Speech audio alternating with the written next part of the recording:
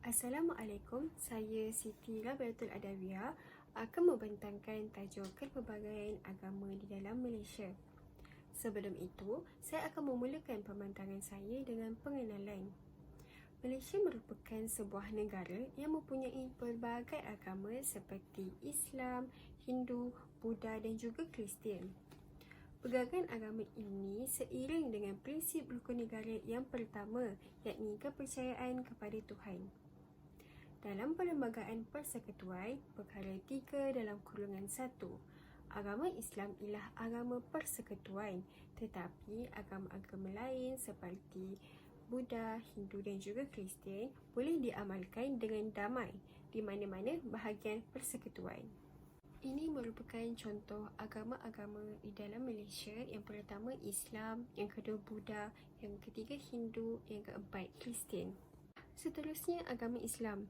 Agama Islam ialah agama yang diturunkan oleh Allah kepada Nabi Muhammad SAW sebagai panduan dalam menjalani kehidupan seharian. Dan agama ini dibawa ke tanah Melayu oleh pedagang. Islam bermaksud penyerahan, taat dan juga keamanan. Okey, jadi kita sebagai seorang Muslim ataupun seorang manusia yang beragama Islam wajib mempercayai rukun iman dan juga rukun Islam.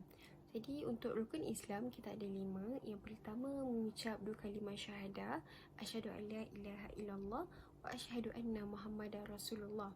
Yang kedua ialah solat. Solat 5 waktu sehari, yakni subuh, zuhur, asar, maghrib dan juga isyak. Yang ketiga ialah puasa. Wajib kita berpuasa pada bulan Ramadan. Yang keempat ialah zakat. Sebagai seorang Muslim, kita wajib menunaikan ibadah zakat, yakni membayar zakat. Yang kelima ialah haji. Jadi haji ni pula wajib kepada sesiapa yang mampu. Seterusnya ialah rukun iman. Rukun iman ada 6. Yang pertama beriman kepada Allah. Yang kedua ialah beriman kepada malaikat. Yang ketiga ialah beriman kepada kitab. Yang keempat ialah beriman kepada hari kiamat. Yang keenam ialah beriman kepada qada dan juga qadar.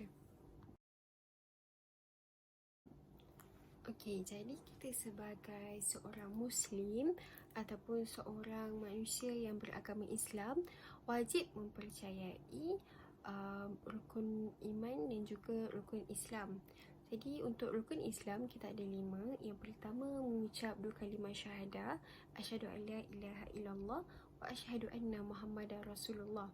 Yang kedua ialah solat. Solat 5 waktu sehari, yakni subuh, zuhur, asar, maghrib dan juga isyak. Yang ketiga ialah puasa. Wajib kita berpuasa pada bulan Ramadan. Yang keempat ialah zakat. Sebagai seorang Muslim, kita wajib menunaikan ibadah zakat, yakni membayar zakat. Yang kelima ialah haji. Jadi haji ni pula wajib kepada sesiapa yang mampu. Seterusnya ialah rukun iman. Rukun iman ada 6. Yang pertama beriman kepada Allah. Yang kedua ialah beriman kepada malaikat. Yang ketiga ialah beriman kepada kitab. Yang keempat ialah beriman kepada hari kiamat. Yang keenam ialah beriman kepada qada dan juga qadar. Seterusnya kita pergi kepada agama Buddha. Jadi agama Buddha ni diasaskan oleh Siddhartha Gautama, yakni putera raja yang dikenali sebagai pemberi cahaya. Asalnya nama agama ini ialah pohon Bodhi, yakni pohon tempat pertapaannya. Baiklah, seterusnya ialah konsep 4 kebenaran mulia. Yang pertama ialah hidup penuh kesengsaraan, yakni memberi maksud kepada penderitaan hidup yang menjadi lumrah alam. Yang kedua ialah sebab untuk kesengsaraan, yakni penderitaan manusia, yakni berpunca daripada nafsu manusia tersebut untuk memperoleh keseronokan dan juga kekayaan yang tiada penghujung. Yang ketiga ialah perlu menamatkan kesengsaraan. Yang ini bermaksud manusia perlu menghindari ataupun perlu mengatasi nafsu untuk mengelakkan daripada manusia tersebut mendapat penderitaan. Yang keempat ialah cara menamatkan kesengsaraan. Manusia perlu melalui jalan 8 lapis mulia untuk menghapuskan penderitaan tersebut. Seterusnya, kita pergi kepada jalan 8 lapis mulia. Yang pertama ialah kefahaman yang benar. Seseorang itu perlu mempunyai pemahaman yang betul terhadap sesuatu perkara dalam kehidupan kita. Yang kedua ialah pemikiran yang benar. Manusia ini perlu mengawal pemikiran mereka supaya tidak terpengaruh dan juga tidak membuat sebarang tindakan dan tidak bertutur dengan baik. Yang ketiga ialah percakapan yang benar. Seorang manusia itu tidak berbohong dan juga atau menyakiti orang lain dengan kata-kata daripada mulutnya, iaitu kata-kata keji ataupun hinaan. Yang keempat ialah perilaku yang benar. Seorang manusia itu tidak membunuh atau membahayakan manusia, haiwan dan juga alam sekitar. Yang kelima ialah usaha yang benar, iaitu seorang manusia itu perlu berusaha untuk mencari rezeki ataupun mencari nafkah tanpa mendatangkan kemudaratan kepada makhluk yang lain. Sebagai contoh, kita berusaha untuk kita pergi bekerja, tapi bukanlah kita dapat duit itu melalui kita mencuri ke apa. Kita berusaha sendiri, kita pergi kepada kerja, kita pulang kerja untuk mencari duit. Yang keenam ialah kehidupan yang benar. Kehidupan yang benar inilah tidak mengimpikan sesuatu yang mungkin kita tak dapat miliki, ataupun kita berangan sesuatu yang kita tak dapat, ataupun kita tak dapat menerima realiti lah. Contohnya kita dah ditetapkan kita hidup begitu, jadi kita tak berangan untuk kita mendapatkan sesuatu yang kita mustahil untuk kita dapatkan. Yang ketujuh, iaitu kesedaran yang benar. Sedar terhadap sebarang tindakan ataupun sebarang percakapan yang kita cakap ataupun sebarang tindakan yang kita buat. Yang ke-8 ialah meditasi yang benar, melatih fikiran supaya kita boleh melawan hawa nafsu. Seterusnya, kita beralih kepada 5 prinsip dalam agama Buddha.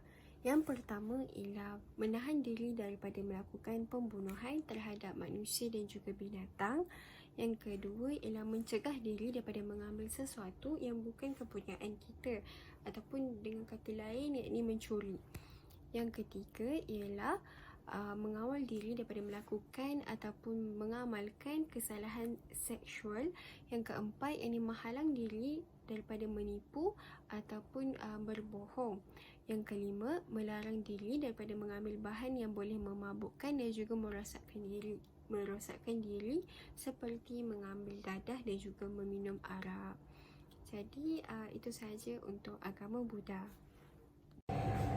Assalamualaikum dan selamat sejahtera diucapkan kepada saya. Nama saya Nur Aina Nazira binti Muhammad Suhaimi. Meneruskan perbincangan tentang kepelbagaian agama di Malaysia dengan agama Hindu.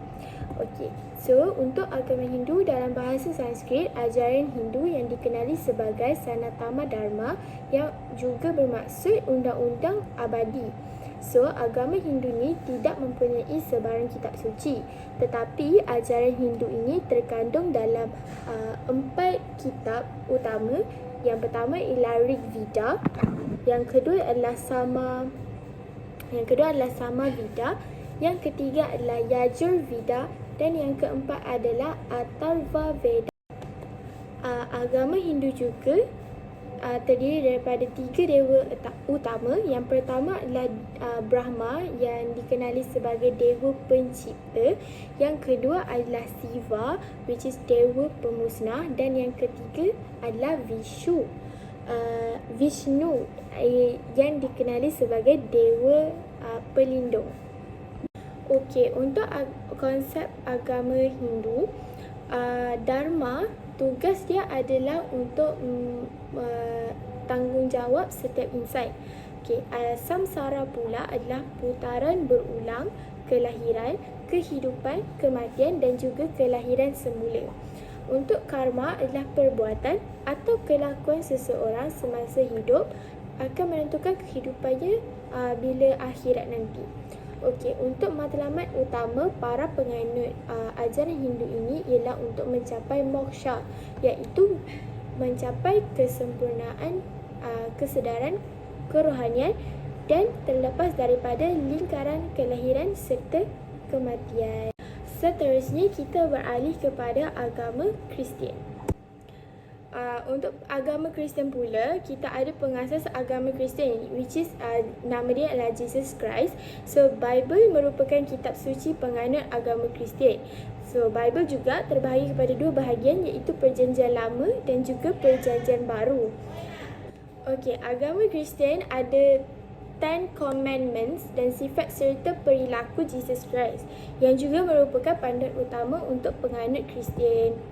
Okey, kita ada 4 prinsip utama ajaran Kristian. Yang pertama, 4 prinsip utama ajaran Kristian. Yang pertama adalah terdapat satu Tuhan yang merupakan pencipta seluruh alam.